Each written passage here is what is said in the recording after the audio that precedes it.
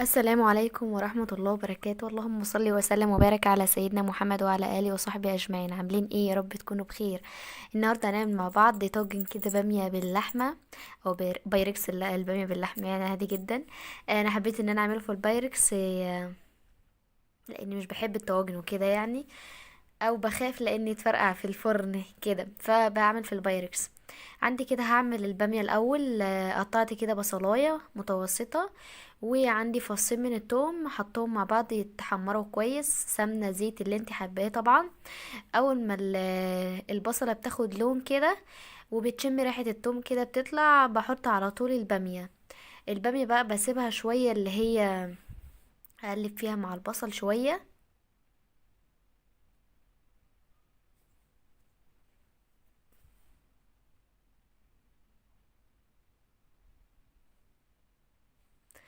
انا الباميه دي مفرزاها طبعا. حطها كده. دي الطريقتين عملتهم معاكم، ولو حابين الفيديو هسيبهولكوا في صندوق الوصف. انا حمرت كده البصل زي ما شفتوا، وبعدين حطيت الباميه عليه. هقلب في الباميه شويه برضو واحمرها مع البصل كده كويس. يعني هسيبها حوالي ربع ساعه، بفضل اقلب فيها مع البصل. دي تكه حلوه جدا، وبتدي للباميه طعم جميل جدا. جربوها ان شاء الله تعجبكم. بحمر فيها بقى شوية كده زي ما قلت لكم ربع ساعة، وبكون ضربة طماطم في الخلاط، او عاملة طماطم مفرزاها صلصة. بسيبها بقى كده في عقبال ما تفك شوية. انا ما كنتش عايزة كل الطماطم دي، فكيت على قد ما انا عوزت، وبعدين شلت الحتة التانية اللي هي فضت يعني. هقلب فيها كويس جدا كده. طبعا حطيت لها فلفل اسود، كمون، ملح. وحطيت لها كوبشتين شوربة بتاعة اللحمة. بس كده، وهسيبها شوية لحد ما تستوي. مش هسيبها كتير لاني هتستوي لسه في البايركس.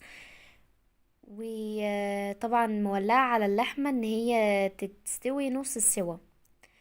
بعد ما عملت كده البامية زي ما قلت لكم نص سوا، واللحمة نص سوا، حطيتها كده في البايركس، وهجيب اللحمة ارصها على الوش كده وادخلها في الفرن على طول.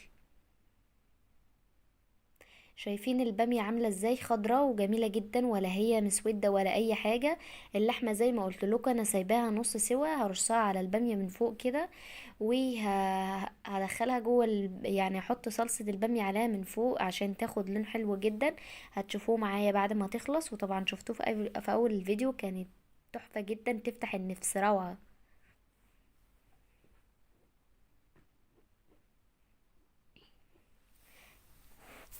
هبدأ ان انا احط الصلصة كده على اللحمة من فوق لحد ما اعملها كلها كده، وهدخلها على طول الفرن، طبعا مولعاه ومسخناه.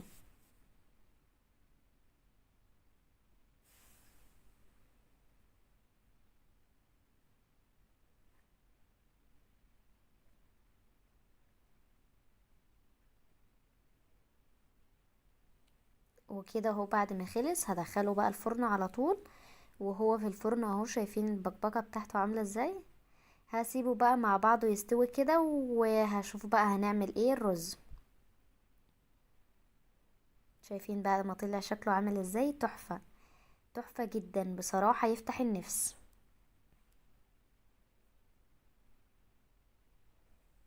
هعمل بقى شوية رز. انا ما كانش عندي رز، ما كانش عندي قصدي شعرية، فعملت شوية رز حبة وحبة كده. كان جميل جدا، وبصراحة طعمه كان حلو قوي. عملت كده كوباية هحمرها، والكوباية التانية هنزل بيها على طول.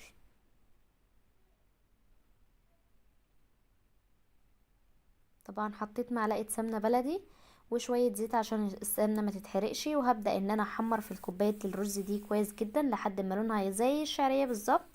وهبدأ ان انا هنزل بالكوباية التانية بتاعة الرز عليها، هقلب فيها شوية لحد ما يفلفل، بعدين هحط المية. مفيش اسهل من كده.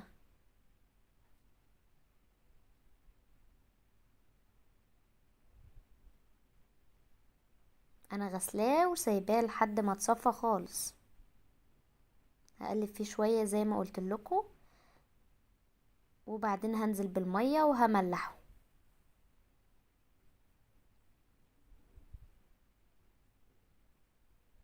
اول ما يشرب المية بتاعته كده هوطي عليه وهسيبه يستوي. عندي كده شوية شوربة من اللحمة خدتهم، وكان عندي عملت شوية ملوخية كده، شايفين خضرة ازاي وتحفة، كانت جميلة جدا. هعمل بقى الطشة بتاعتها، شوية توم مع شوية مع معلقة سمنة، زيت اللي انت حباه. طبعا عايزة تحطي كزبرة حطي، بس انا بعمل توم كده بكتفي بيه بس يعني. بحط بقى على على الملوخية مرقة دجاج كده، شوية مرقة دجاج بيديها طعم حلو قوي. التومة تتحمر، هروح نازلة بيها على الملوخية، الطشة الجميلة اللي احنا عارفينها. شايفين؟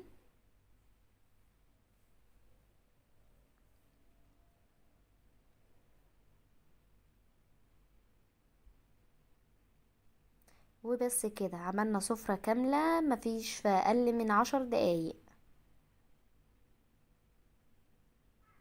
شوية ملوخية مع شوية رز مع طاجن بامية باللحمة، اسهل من كده مفيش. بألف هنا وشفا على قلبكم.